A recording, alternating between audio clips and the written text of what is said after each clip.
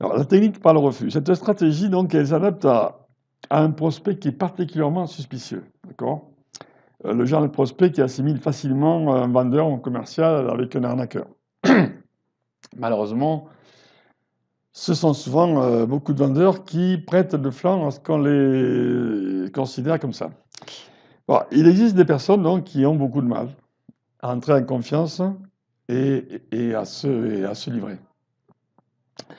Bon, c'est comme ça. Ça, vous l'avez découvert. Vous avez découvert qui il est, cette dame ou ce monsieur, dans votre rendez-vous de découverte, évidemment. Donc, cette stratégie donc, va s'opérer en 3 temps. La stratégie par le refus. Tout d'abord, le rendez-vous de découverte, donc, qui vous a donc permis de définir sa problématique, mais vu le caractère particulier de votre interlocuteur, mais vous savez déjà que vous allez avoir des difficultés à établir ces relations de confiance et de complicité dont on a parlé et dont on parle si souvent. Alors notez que la morphopsychologie, hein, ainsi que la découverte du cadre et de l'entourage de votre prospect, toujours lors de votre premier rendez-vous de découverte, ben, vous permettra donc de, c'est ce qui va pas un peu vous permettre de le cataloguer comme suspicieux, d'accord? Ce personnage, il est donc de naturel méfiant et il garde un mauvais a priori vis-à-vis des commerciaux. Donc, lors de votre deuxième visite, qui exceptionnellement d'ailleurs ne sera pas une visite de vente, puisque normalement la vente se fait généralement en 2 temps. Première visite de découverte, deuxième visite de vente. Mais là, elle va plutôt se faire en 3 fois. Vous allez voir pourquoi. Donc, lors de votre deuxième visite, vous allez lui faire imaginer ce que serait sa vie une fois la solution trouvée, une fois la machine ou l'outil acquis. Toujours pareil, le mettre dans la situation où sa problématique est résolue. Alors, quel bénéfice il va en tirer? Mais là, il ne s'agit pas de démontrer ou de présenter un produit. Il suffit juste de le mettre dans la situation où sa problématique est résolue et donc où il profite, où il bénéficie de tous ces bienfaits du fait qu'il a résolu ses problèmes. Bon, voilà donc votre prospect qui est motivé. Il est motivé donc à bouger hein, pour changer sa situation, mais il est toujours méfiant. Il est toujours méfiant quant aux intentions du vendeur. Hein. Vous allez créer une première surprise chez ce prospect en lui annonçant que vous avez la solution à son problème. Mais vous avez la solution à son problème, mais après lui avoir expliqué le fonctionnement de cette solution, les résultats qu'il va escompter, toujours pareil, ben, vous lui dites que vous refusez à lui proposer à la vente aujourd'hui ce produit car vous avez besoin d'analyser et d'approfondir eh bien, plus avant ce produit pour voir s'il répond exactement à sa problématique. Et vous allez donc repartir sans proposer votre produit à la vente par conscience professionnelle.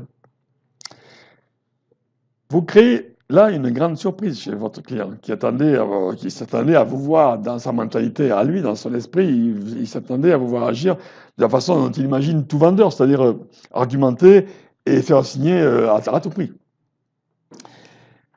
Vous lui dites que vous le rappellerez dans quelques jours pour lui indiquer justement les résultats de vos essais et vous le quittez le plus amicalement possible.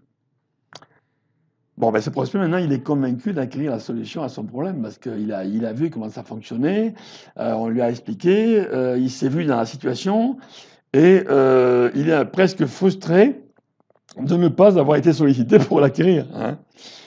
Il attend votre appel avec impatience. Bon, voilà, il est pris à contre-pied. Il attend votre appel avec impatience et forcément, vous n'allez pas seulement gagner en crédibilité et en professionnalisme. Bon, ben quelques jours après, quelques jours plus tard, vous le rappelez, comme convenu, hein, en lui disant que vos craintes étaient fondées. Le produit ne convient pas exactement à son profil, ben de ce fait, vous préférez vous abstenir de lui proposer. Si un jour vous trouvez le produit qui convient, vous ne manquerez pas, bien entendu, de le rappeler, mais seulement à ce moment-là, hein. Voilà. Et à ce stade, les mauvais préjugés de votre prospect, qui était très suspicieux, sa suspicion s'envole et part en éclat. Et il a baissé la garde. Il est prêt à prendre votre produit les yeux fermés. Il a complètement confiance en vous parce que vous avez refusé de lui vendre un produit qu'il était quasiment même prêt à acheter malgré sa suspicion. Il est de plus en plus frustré de ne rien pouvoir faire avec vous. Il vous a adopté en fait.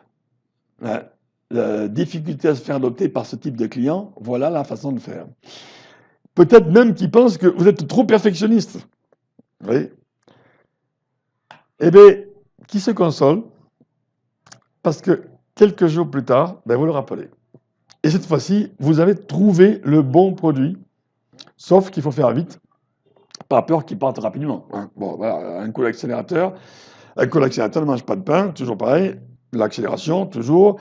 Et voilà, si ce scénario il est bien monté, le prospect le plus suspicieux vous tombera dans les bras.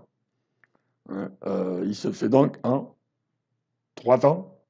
Le premier temps, mettre votre client en stand-by, lui dire que vous avez trouvé le produit, mais que par conscience professionnelle, vous avez encore quelques soucis pour savoir si vraiment ça lui convient. Deuxième temps, vous lui apprenez qu'effectivement, ça ne lui convenait pas. Regarde l'analyse, c'est pas tout à fait ce qu'il faut. Donc voilà, vous préférez ne pas lui vendre. Hein, refus.